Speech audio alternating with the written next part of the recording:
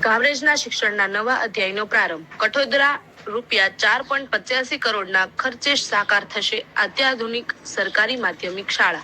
લોકપ્રિય ધારાસભ્ય અને મંત્રી શ્રી પ્રફુલભાઈ પાનસેરિયાએ રૂબરૂ સ્થળ મુલાકાત લઈ નકશાનું નિરીક્ષણ કર્યું. અધિકારીઓને ગુણવત્તાયુક્ત કામગીરી માટે આપ્યું માર્ગદર્શન. કામરેજ વિધાનસભા વિસ્તાર લોકપ્રિય ધારાસભ્ય અને ગુજરાત રાજ્યના આરોગ્ય મંત્રી શ્રી પ્રફુલભાઈ પાનસેરિયા હંમેશા પોતાના વિસ્તારના વિકાસ અને પ્રજાકીય પ્રશ્નો માટે સંવેદનશીલ રહ્યા છે.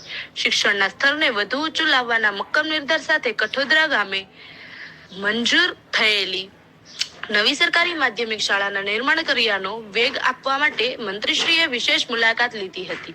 બોક્સ મજબૂત શૈક્ષણિક માળખું. કઠોદરા ખાતે ₹4.85 કરોડ ના માતબર ખર્ચે આધુનિક સુવિધાઓથી સજ્જ શાળાનું નિર્માણ થવા જઈ રહ્યું છે, જે આસપાસના ગ્રામ્ય વિસ્તારમાં વિદ્યાર્થીઓ માટે વરદાન સાબિત થશે. પ્લાનિંગ પર ખાસ ભાર.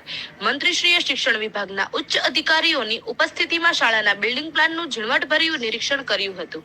તેમણે વર્ગખંડો, રમતગમતનું મેદાન અને અન્ય શૈક્ષણિક સુવિધાઓ અંગે મહત્વના સૂચના આપ્યા હતા. સંવેદનશીલ નેતૃત્વની પ્રતીતિ. મંત્રીશ્રીએ જણાવ્યું હતું કે વિદ્યાર્થીઓને ઘર આંગણે જ ઉત્તમ અને સસ્તું શિક્ષણ મળે તે અમારી સરકારની પ્રાથમિકતા છે. તેમની આ સક્રિયતાને ફરી એકવાર સાબિત કર્યું છે કે તેઓ માત્ર પદ પર નથી પણ જનતાની સેવા માટે મેદાનમાં પણ છે. અધિકારીઓને માર્ગદર્શન. આ મુલાકાત દરમિયાન શિક્ષણ વિભાગના અધિકારીઓ પણ હાજર રહ્યા હતા. મંત્રીશ્રીએ કામગીરી સમય મર્યાદામાં અને શ્રેષ્ઠ ગુણવત્તા સાથે પૂર્ણ કરવા માટે કડક સૂચનાઓ આપી હતી. શિક્ષિત સમાજ પ્રગતિશીલ રાષ્ટ્રનું નિર્માણ કરી શકે છે.